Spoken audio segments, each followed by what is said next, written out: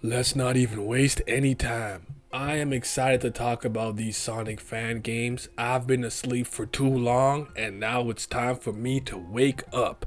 My name is Detective Hemmings, codenamed Paperwork. I am the literary detective. Welcome to Case 36, the fantastic world of Sonic fan games.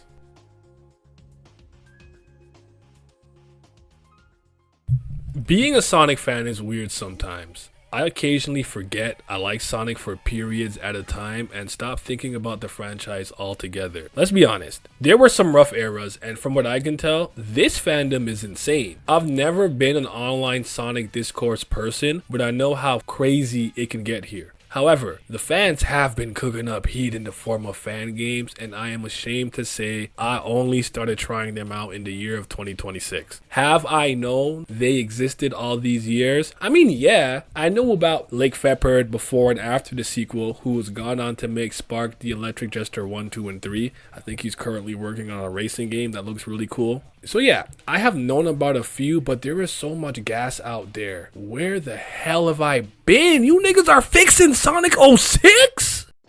Impressive. Most impressive. I love it here. Listen everybody, better late than never, right? This video is not only an excuse to gush about Sonic in a positive way, I still haven't played that many games in this space, in the fan creation space, so please recommend some to me. I like all styles of Sonic, classic and adventure being my preferred styles, but I'm open to all, whether that's boost, open zone, what have you. Yes, I like Sonic Advance and Sonic Rush too, so everything's on the table. There are chapters in the video if one of the games I'm talking about isn't moving you. Feel free to skip or jump around. So as of this recording, there are two Sonic fan games or mods I am itching to play, but I'll get there when I get there. One of them is Sonic Ventures on Dream, or Sonic Venture on Dreams. This game looks incredible.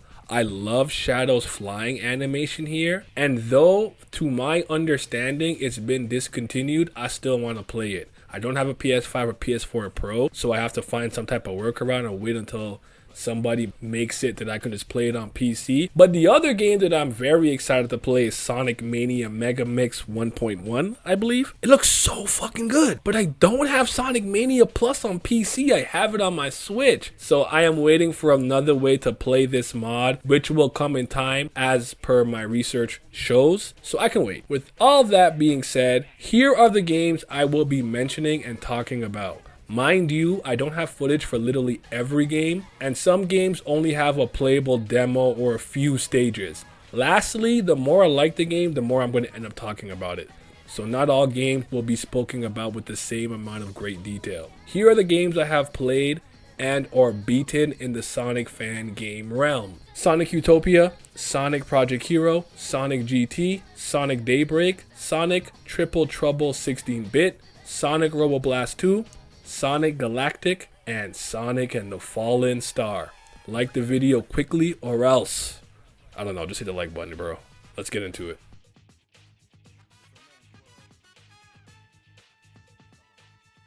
Let's start with Sonic Utopia, which made a massive splash in the fan community around late 2016 for its ambitious attempt to translate the physics of the 16-bit Genesis games into a fully 3D open world environment. Let's tackle some of the general positives and the features of this game. So it does have momentum-based gameplay, which is my personal favorite. Unlike many official 3D Sonic games that rely on the boost mechanic, which can feel like being on rails to some, Utopia focuses on pure physics. You gain speed by running down slopes and lose it going up, rewarding you for understanding the terrain, much like the original 2D classics. It has very good open world exploration. The demo features a massive seamless reimagining of what Green Hill Zone would look like if it was designed as a sandbox where you can choose your own path to the goal. This encourages us, the players, to find creative ways to maintain high speeds across its vast landscape. Translating the retro aesthetic into the third dimension was rather impressive. This game uses a distinct art style that translates the bright colors and checkerboard patterns of the Genesis era into a 3D space, giving it a classic Sonic feel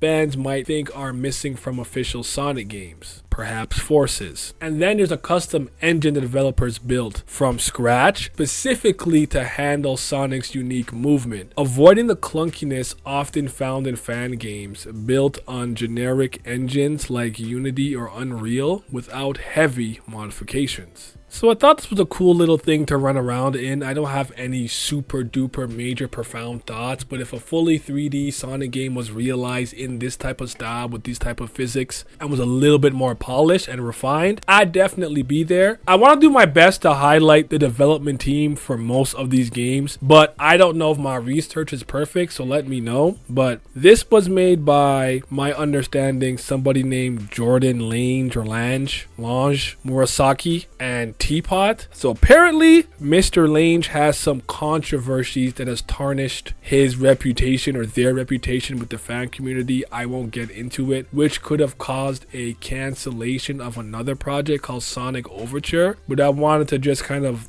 make sure I name the people who are making the games, even though maybe I shouldn't have highlighted that. You let me know if you thought I made the right decision. But let's move on to the next game. Sonic Project Hero, often just called Project Hero, is another heavyweight in the 3D Sonic fan game space. While Sonic Utopia focuses on a low poly open world sandbox, Project Hero is celebrated for its high fidelity visuals and its attempt to refine the adventure style gameplay formula into something modern and fluid.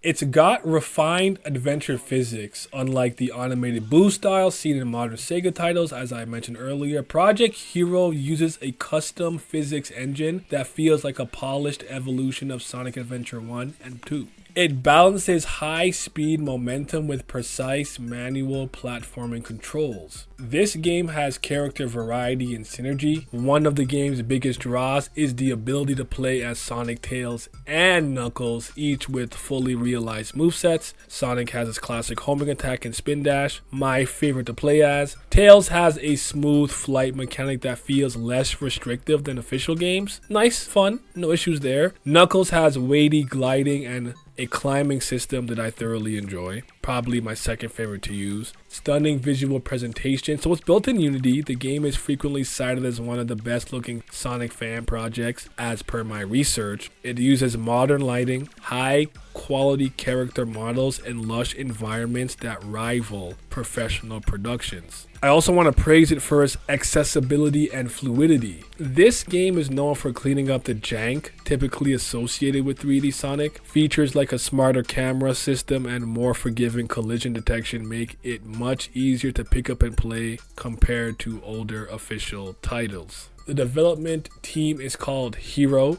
Hero is the lead developer, the primary force behind the game's programming, animation, and overall design. Hero is highly respected for his technical skills in Unity, particularly how he handles state machines to make character transitions, like moving from running to climbing, feel seamless. They had a pretty good development philosophy. Hero's goal was not to just make a demo, but to create a robust closed source framework that other creators could use to eventually build their own 3D Sonic levels, and they've been pretty transparent about updates and whatnot. The key difference from Sonic Utopia, in my opinion, is while Utopia is about exploration and finding your own fun in a massive playground, Project Hero is about execution. It feels like a professional vertical slice of what modern Sonic 3 could look like, focusing on tight level design and character abilities over open world freedom. Let's step into the Grand Tour. Take the Grand Tour, GT. Sonic GT. The GT stands for Grand Tour, is widely considered one of the most polished and complete 3D fan games ever made. Released in late 2020, it bridges the gap between the speed of the modern boost games and the momentum-heavy platforming of the Sonic Adventure era. Staying on that topic, the momentum-driven speed, the game excels at making Sonic feel fast without taking control away from the player. It uses the bumper engine, which allows you to build massive speed by rolling down hills which you then have to manually manage through jumps and turns. This is the floatiest I feel Sonic has ever been in a game, but it works perfectly for the type of game physics engine Sonic GT has. Massive multi-path levels. Unlike many fan games that are just one-room demos, corridors, or sandboxes, GT features 5 large, fully realized stages, like the beautiful Sunset Boulevard and a reimagined hilltop. These levels are designed with high, middle, and low paths, rewarding exploration and skill, and it seems to me like there's a bunch of branching paths as well. It has a character roster consisting of Sonic, Tails, and Mighty, and each of them have unique mechanics and distinct physics. So Mighty's heavier and can ground pound, Tails is lighter and can fly. You can also unlock Ray, Shadow, and I think Metal Sonic in the game. I want to play as Shadow, I haven't gotten a chance to do that yet. The game is finished in a way few fan projects are. It includes a fully voice-acted story. Mind you, it's terrible. I'm sorry. The voice acting is completely dick on the ground. I'm just going to be honest with you. I still like the game. Still cool. Centering on rescuing Ray from Eggman, a combo system, a ranking system, and even special challenges to complete after beating the main game. So I'm actually familiar with the team Not So Greedy, specifically Gabriel Gonzalez. As somebody who really likes Rolling Rascal and thinks this game is going to be good, I am familiar with Gabriel Gonzalez. So the reason why I probably don't like Sonic GT as much as most people is because I've played the fully realized version of this game using his own IP and characters that he wants to make. This feels like a prototype for what would eventually become Rolling Rascals. To the point, I actually found there's parts in the big level design where I don't know where to go, and Rascal doesn't have this problem. It was very interesting tackling a game where I was already familiar with the next work this team already made. I imagine I'll feel similar when I play after and before the sequel for Sonic, having already played Lake Feppard's Spark the Electric Jester trilogy. Now, why does it stand out? If Sonic Utopia is a physics experiment and Project Hero is a technical showcase, GT is the full experience. When I was looking at games, it was one of the games people kept recommended who wanted a 3D Sonic game that feels like a finished product rather than just a concept. I am very excited to talk about Sonic Robo Blast 2, SRB2 for short, which is essentially the elder statesman of Sonic fan games. It's a 3D platformer built on a heavily modified Doom engine. I think about this all night long. I stay awake not sleeping because I'm thinking about this. While that sounds insane on paper, it has resulted in one of the most mechanically deep and content-rich Sonic fan experiences in history. It has got an alternative timeline feel. SRB2 answers the question, what if Sonic went 3D in the mid-90s without the adventure style of gameplay? It focuses on wide open spaces, pixel art, sprites in 3D environments, and pure momentum physics. It has an incredible amount of content. It's content rich and deep. Unlike most fan games that are single level demos, sandboxes, as I've mentioned before, or perhaps just a few stages, Sonic Robo Blast 2 is a full game.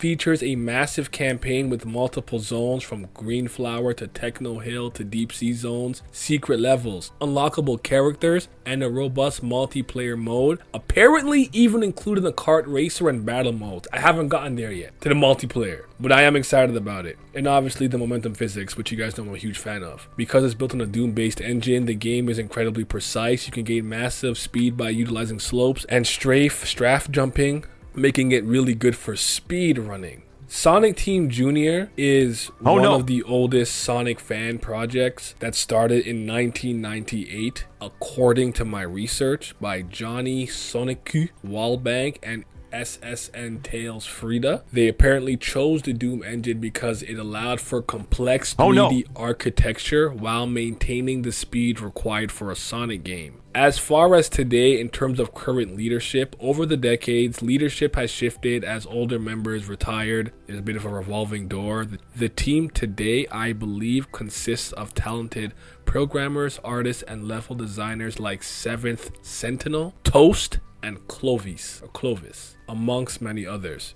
The reason why I think it's special is because to me this isn't just a game, it's a platform in itself. Even if you finish the main campaign, the add-ons menu provides years of extra content. As of 2026, the team is actively working on version 2.3, which aims to further refine the graphics and add the long-awaited final zones of the story. I haven't particularly paid attention to the overall narrative. As you can see, I've played this on stream, and I do get lost a lot in this game. I do think maybe there can be some visual cues and markers to help you know where to go, but I honestly think that there is no Sonic game that quite feels this way in terms of how it looks and plays, and I'm just very blown away by it. I really like Sonic Robo Blast 2. It's one of my favorite Sonic fan games that I've played to date, easily.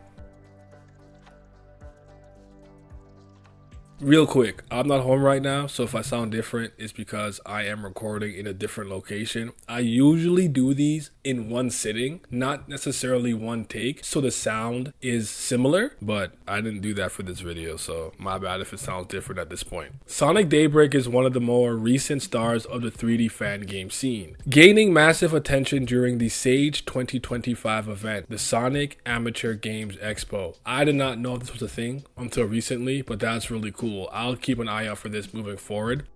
Now that I'm thinking about it, I did see Sage like 2022 or Sage 19 when I was playing certain fan games, not knowing what that meant. Sonic Daybreak has striking aesthetics, momentum-heavy gameplay, original level design, and fluid animations. The game's biggest pro is its visual identity. It moves away from the realistic look of Sonic Frontiers or the classic look of Utopia in favor of a vibrant, high-contrast, almost ethereal art style built in Unreal Engine 5. I don't like the running animation though. It's not my favorite. Momentum-heavy gameplay, much like Sonic GT, Daybreak focuses heavily on physical momentum. It includes moves like the Rail Surge, Wall Run, and a trick system that rewards you for maintaining flow throughout the environment. The only two stages are Tropical Haven and Minty Slopes, but they're pretty cool. They have multiple branching paths and utilize verticality very well, and the animations are fluid, despite me not loving their running animation, which looks similar to Sonic 06 in my opinion. Nova Zaru is the lead for Sonic Daybreak. I also know somebody named Sobi, I believe, and Zach the Insomniac, who I've watched some videos of, also works on this game. So how does it compare to some of the others? If Sonic Robo Blast 2 is the massive old school RPG and Sonic GT is the high octane racer, Sonic Daybreak is the artistic experimental indie.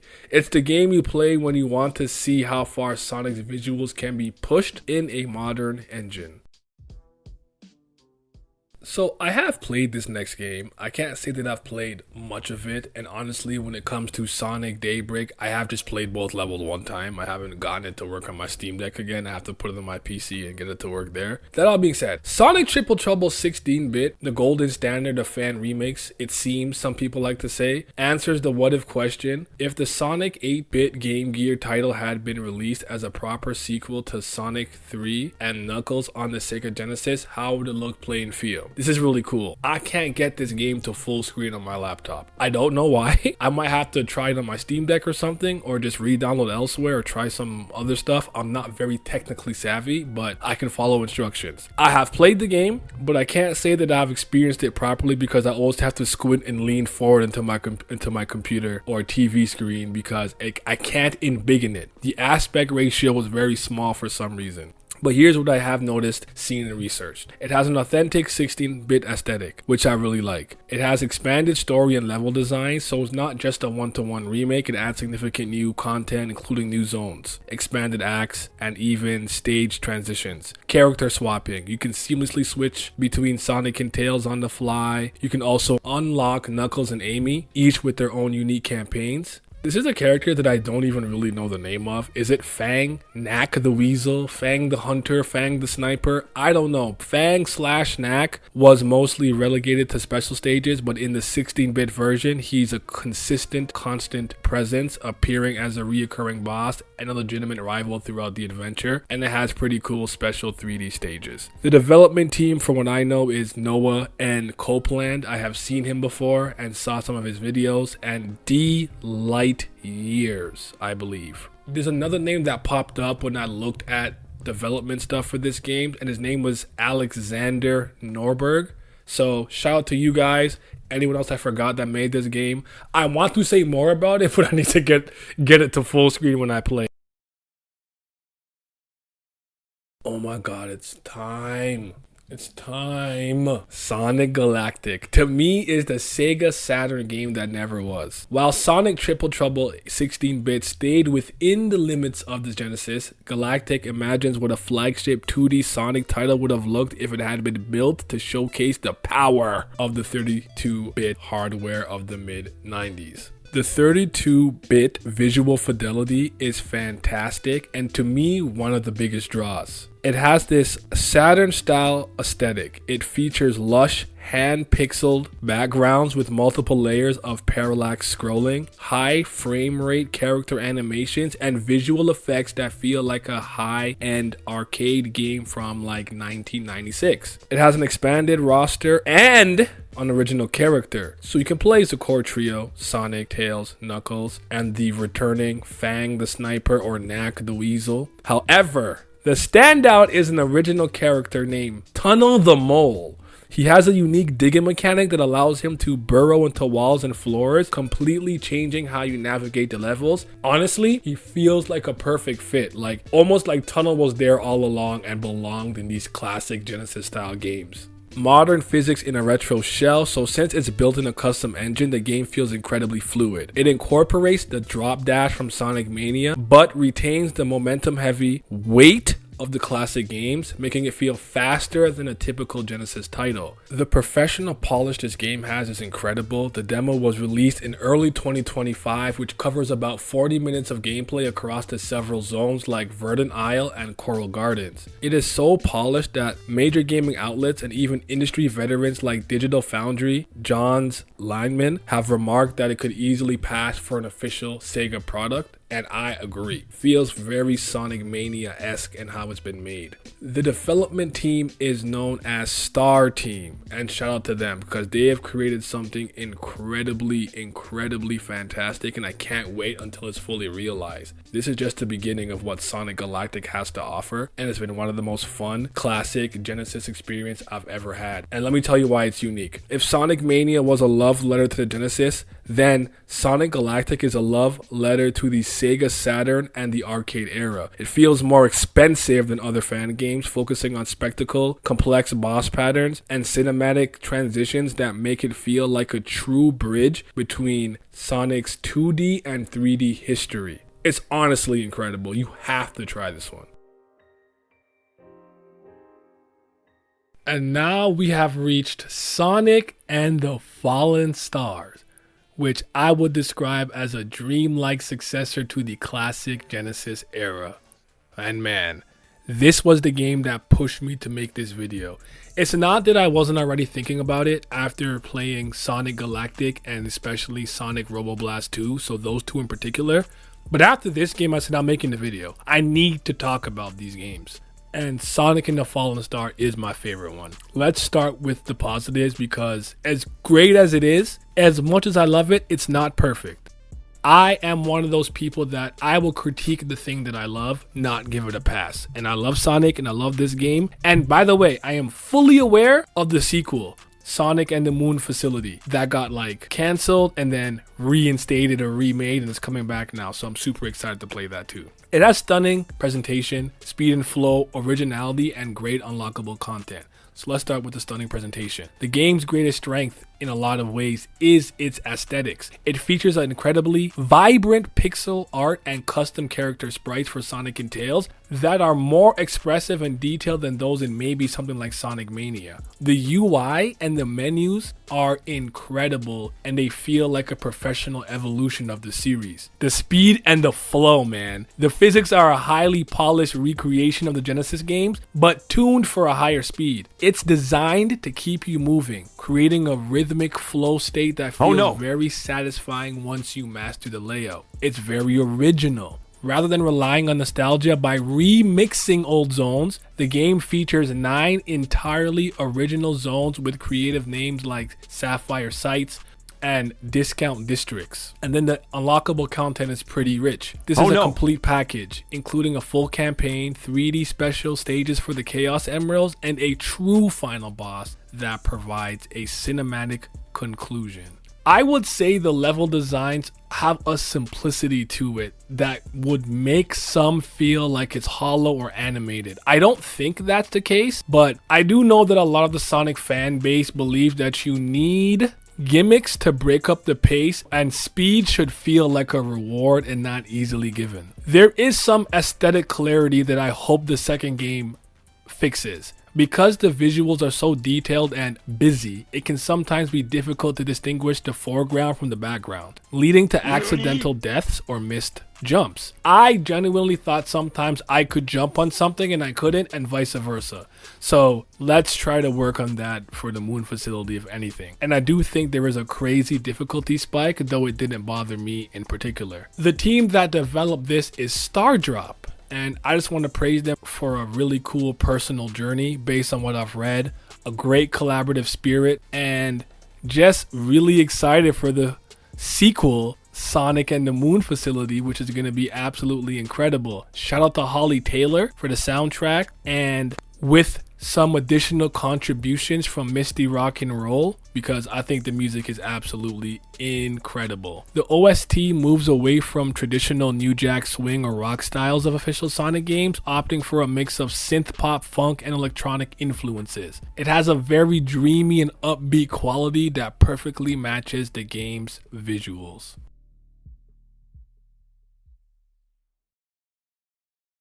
Sonic and the Fallen Star, like I said earlier, is ultimately the reason why I made this video. Well, that and Sonic Galactic on top of Robo Blast 2. Those three are currently my podium picks of right now. I'd give the bronze medal to Sonic Robo Blast 2. The silver medal currently goes to Sonic Galactic, and Fallen Star, that's my motherfucking gold, baby. I'm very excited to play the sequel, but for now, I'll wait since the team just came back. Sonic Venture and the Sonic Mania Megamix, I will play you beauties in real time soon, but please let me know what Sonic fan games I should try out, correct anything I got wrong, and what do you all think about these games? Was I too soft or too harsh on some? Let me know in the comment section below, and you guys have yourselves a mighty fine day. Detective Hemmings, the ultimate nigga, signing out. So unserious. Signing out.